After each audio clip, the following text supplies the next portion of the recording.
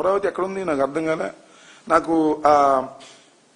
ఒక ప్రొఫెసర్ గారు చెప్పాడు, నేను వీడియోలో చూసాము చాలా కాలం క్రితం. గుంటూరు బస్ స్టాండ్కి కానీ విజయవాడ బస్ స్టాండ్కి కానీ వెళ్ళి అమరావతి టికెట్ అడగండి, టికెట్ కొడతాడు. ఎక్కడ తీసుకెళ్తాడు? తాడేపల్లి తీసుకొస్తాడా? డైరెక్ట్గా అమరావతి గుడి దగ్గర తీసుకెళ్తాడు. అమరావతి ఎక్కడ ఉంది? నువ్వు కట్టే రాజధాని ఎక్కడుంది? దానికి ఏదో సెంటిమెంట్గా అమరావతిని పెట్టి దాని దగ్గర గందరగోళం చేసి డబ్బులు కాజేయాలనేటువంటి దుర్బుద్ధి తప్ప అసలు నీకు సిన్సియారిటీ ఉందా అని నేను అడుగుతా ఉన్నా. చంద్రబాబు నాయుడు గారికి సిన్సియారిటీ లేదు. అసలు మావిగన్ను అమరావతి కాసేపు కొద్దిగా చర్చిద్దాం.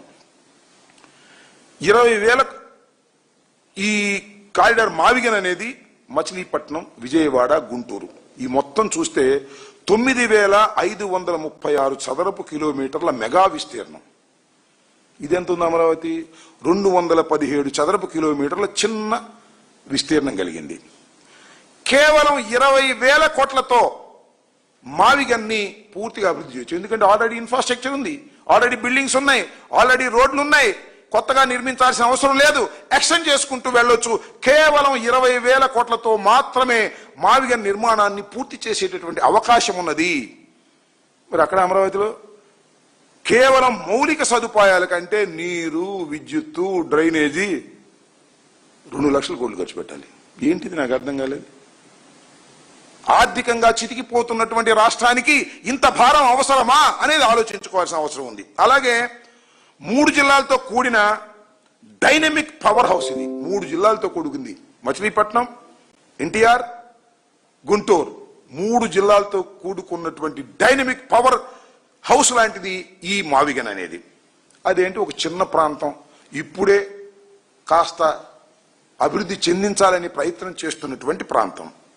60 లక్షల జనాభా ఉన్న విస్తృత కారిడార్ ఇది. మొత్తం మావిగన్ అనేది మేము చెప్పిన మావిగన్ 60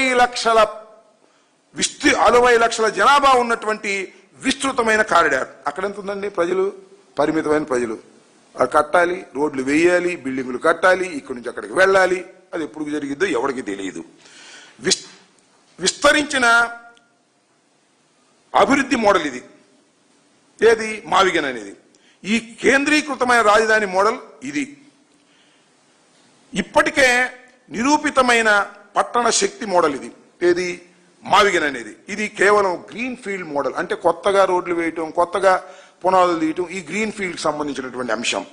అలాగే తక్కువ రిస్క్తో రెడీగా ఉన్న అభివృద్ధి ఎకో సిస్టమ్. ఈ మావిగన్ అనేది ఈ 3 చెప్పిన దానిలో తక్కువ రిస్క్, ఎక్కువ రిస్కే లేదు. ఆల్రెడీ ఇన్ఫ్రాస్ట్రక్చర్ రెడీ అయి ఉంది, ఎకో సిస్టమ్ రెడీ అయి ఉంది. ఇక్కడేంటి? ఖరీదైన రిస్క్ ప్రాజెక్ట్ 2 లక్షల కోట్లు పెడితే ఏమైందో తెలియదు. నాకు మళ్ళా గుర్తొస్తుంది ఆ రామచంద్రయ్య గారు చెప్పింది.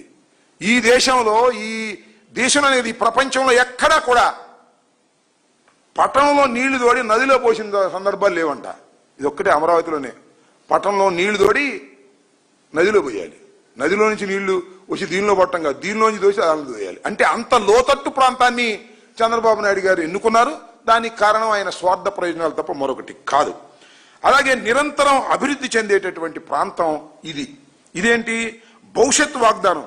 భవిష్యత్తులో అభివృద్ధి చెందుతునేటువంటి భావన కలిగించేటటువంటి ఒక ఊహ తప్ప అభివృద్ధి చెందుతుందో లేదో తెలియనటువంటి గందరగోళమైనటువంటి పరిస్థితులు. అనేక నగరాలతో ఆదాయం అందించే మోడల్ ఇది. అనేక రకాలతో ఆదాయాన్ని అందించే మోడలు ఇది. అమరావతి నగరంపైనే ఆధారపడి, కేవలం అమరావతి నగరం మీదే ఆధారపడి, అది కూడా లేదు ఇందాక నేను చెప్పినట్టుగా. కానీ ఇవి 3 నగరాలు. ఈ 3 నగరాలు కూడా ఎలా ఉన్నాయి? ఇప్పటికే రాష్ట్ర ఆర్థిక వ్యవస్థలో 16% భాగస్వామ్యం ఉంది ఈ 3 పట్టణాల్లో ఆదాయం. భవిష్యత్ అభివృద్ధిపై ఇక్కడ ఆదాయం ఏంటంటే భవిష్యత్తు అభివృద్ధిపై ఆధారపడవలసినటువంటి పరిస్థితి. సమగ్ర లాజిస్టిక్స్ ఆధారిత రాజధాని ప్రాంతం ఇది. ఏది? మావిగన్. ఇది మాత్రం పరిమిత పాలనా కేంద్రం మాత్రమే.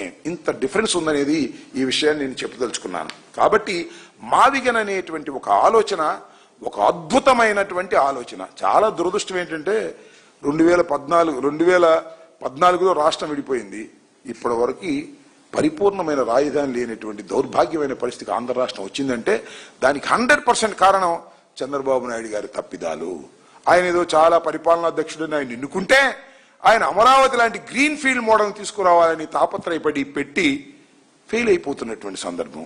ఈ రెండవసారి అవకాశం ఇచ్చిన ఈ 5 సంవత్సరాల్లో కూడా ఆయన పూర్తి చేయలేనటువంటి పరిస్థితుల్లోకి ఇవాళ నెట్టబడిందనే విషయాన్ని ఇక్కడ మనం గుర్తుపెట్టుకోవాలని కూడా ఈ సందర్భంగా నేను చెప్పదలుచుకున్నాను. అంతేకాదు, ఇవాళ మనం చూసాం, ఇవాళ చంద్రబాబు నాయుడు గారు ప్రెస్ మీట్ చూస్తే కొత్తగా ఏమీ లేవు, అన్నీ కూడా ఈనాడులో 6-7 పేజీలు వేసి చదివితే అర్థమైపోద్ది. అవే రిపీట్ చేస్తూ చెప్పుకుంటూ వచ్చినటువంటి సందర్భం.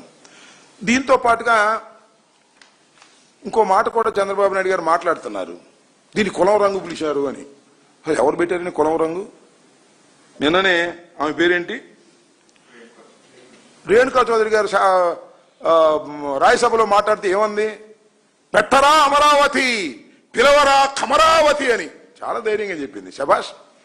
ఇది కమ్మవారి రాజ్యమే తప్ప ఇది ఎవరి రాజ్యం కాదు అని ఆమె చెబుతుంది. ఆమె సోదరి, ఈయన సోదరి చెబుతుంది. ఎవరు చెప్పుకున్నారు కులం రంగు? నువ్వు పునుకున్నావు, నువ్వు ప్రచారం చేసుకున్నావు, నీ వాళ్ళు ప్రచారం చేసేటటువంటి పరిస్థితి వాళ్ళ రాష్ట్రంలో వచ్చింది. దీనికి కారణం నువ్వు తప్ప మేము కాదని కూడా ఈ సందర్భంగా నేను చెప్పదలుచుకున్నాను. అంతేకాదు, మరి ఈనాడులో రాసుకొచ్చాడు ఎవరు, మన కిరణ్, జగన్మోహన్ రెడ్డి గారి గురించి రకరకాలుగా రాస్తున్నారు. నయవంచన జగన్ నైజం అంట, ఊసర వెళ్ళి జగన్ అంట. నాకు అర్థం కాలేదండి, అసలు ఈ రాష్ట్రంలో ఊసర వెళ్ళి అంటే గుర్తొచ్చేది ఎవరు? నారా చంద్రబాబు నాయుడు కాదు. ఇన్ని ఊసర వెళ్ళి వేశాడు, బీజేపీతో సయోధ్య చేస్తాడు, బీజేపీని వ్యతిరేకిస్తాడు, కాంగ్రెస్తో సయోధ్య చేస్తాడు, కాంగ్రెస్ని వ్యతిరేకిస్తాడు. ఏ చెట్టు మీదకి వెళ్తే ఆ రంగు మార్చే దౌర్భాగ్యమైన సంస్కృతి కలిగినటువంటి వ్యక్తి నారా చంద్రబాబు నాయుడు కదా, జగన్మోహన్ రెడ్డి గారా? జగన్మోహన్ రెడ్డి గారు మాట అంటే మాట మీద నిలబడేటటువంటి వ్యక్తి తప్ప మరొకటి కాదు అని కూడా ఈ సందర్భంగా నేను చెప్పదలుచుకున్నాను. మరి కిరణ్ బాబు గారికి ఉన్న ఇబ్బంది ఏంటంటే, వారి మనుషులే అక్కడ ఇవాళ కాంట్రాక్టులు చేస్తున్నారు. ఆయన బంధువులు, వారికి సంబంధించినటువంటి మనుషులు, చంద్రబాబు నాయుడు గారి మనుషులు, ఇదంతా దొంగల ముఠ. ఈ ముఠ ఏదో ఒక విధంగా అమరావతిని దోచుకోవాలి అనేటువంటి కార్యక్రమంలో నిమగ్నమైపోయి ఉన్నారు. కాబట్టి వారికి వస్తున్నటువంటి లాభాలు నష్టపోతారు. కాబట్టి ఇవాళ జగన్మోహన్ రెడ్డి గారి మీద బురదలేటటువంటి కార్యక్రమం ఈనాడు వారు కూడా చేస్తున్నారు. చేసుకోండి, మాకేం అభ్యంతరం లేదు. కానీ నేను చెప్పదలుచుకున్న 2 లక్షల కోట్లు పెట్టేటటువంటి శక్తి ఈ రాష్ట్రానికి లేదు, కనుచూపు మేరలో రాదు. కాబట్టి అమరావతి పూర్తయ్యే ప్రశ్న లేదు. ఖచ్చితంగా ఈ మావిగన్ మాత్రమే ఆంధ్రప్రదేశ్ అభివృద్ధికి మంత్రంగా మారబోతుంది అనే విషయాన్ని దయచేసి గుర్తుపెట్టుకోమని మనవి చేస్తున్నా. జగన్మోహన్ రెడ్డి గారి మీద రాతలు రాస్తున్నారు.